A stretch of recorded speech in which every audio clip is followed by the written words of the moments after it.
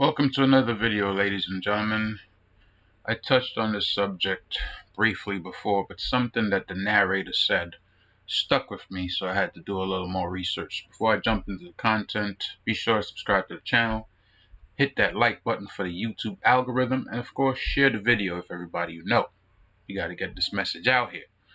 So apparently there is a 304 culture that is permeating female trucking industry. This was evident after, like I said, the narrator made this statement, and I decided to look into it for myself. So let's hear what she has to say for context first, and then I'll show you the receipts, because make no question, they're out there. Just like the women walking the strip on Figueroa in LA. They're out there. These women ain't wives, right? They for the streets, as Future said. Let's go.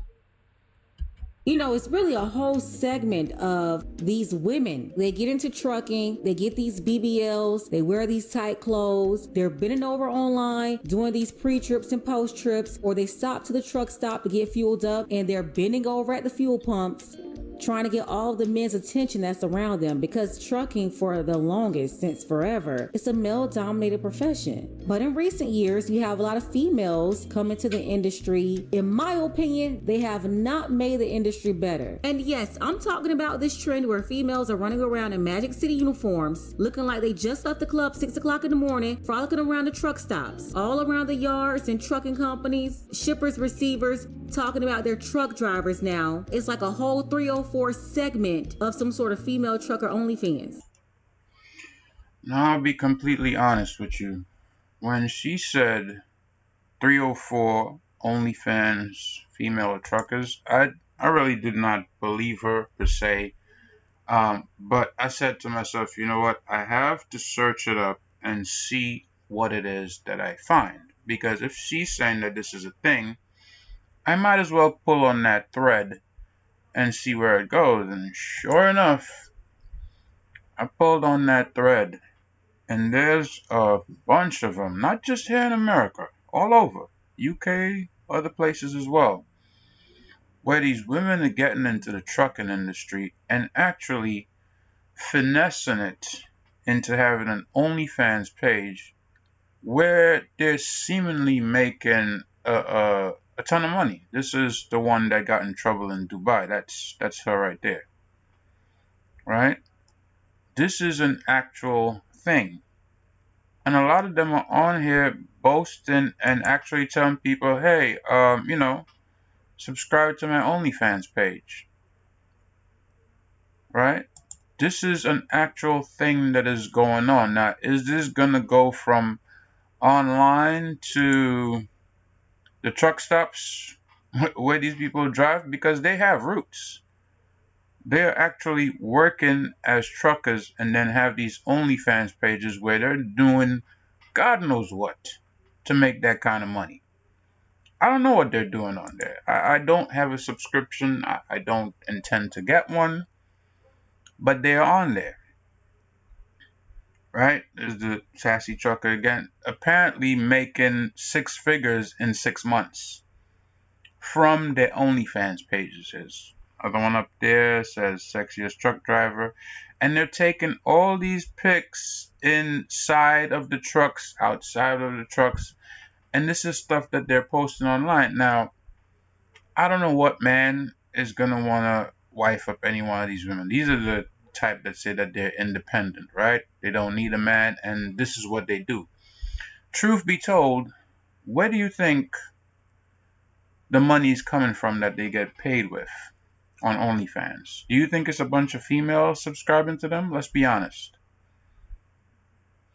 These very same people who would make these statements, they're willing to take these guys' money. Now, it would be crazy if somebody actually comes up to them in person and propositions them, like the women that you see walking Figueroa Street. Because this is how they dress on Figueroa Street. I don't know if you know how bad it is. This is exactly how they look. When I say super scantily clad, I am not, I'm not making it up. This is how they walk the streets of Figueroa. It is that bad. Now you want to tell me this is not what we already know it to be? Prostitution by just another name? These women are putting themselves out there. They're exploiting themselves and their bodies for profit. Nobody's forcing them to do this.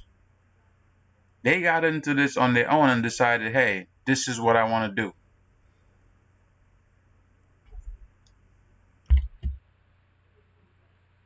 This is a chick walking down Figueroa Street. As you can see, it is broad daylight.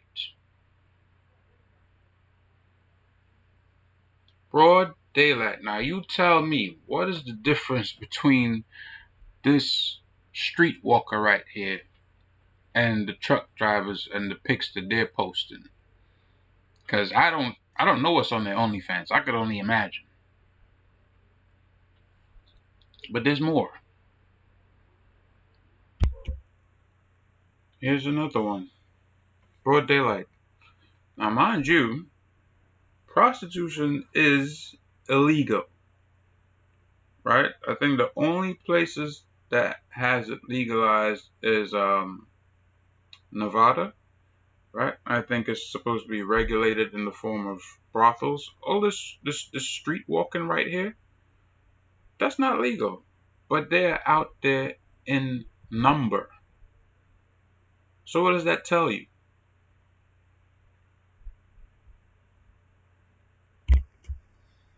As you can see for yourself, they're outside in their Magic City uniforms, waiting to get their cheeks clapped. This is what's going on the streets. The only difference is that I don't know if these girls are using OnlyFans. I don't know if they have pimps. I don't know what the situation is for them, but it's obviously, they're selling. The truckers, same thing. Sex sells, so they're using their body, right, to exploit these men, these simps, into giving them money. Who's the pimp? Well, people that own OnlyFans. They're taking their percentage, obviously.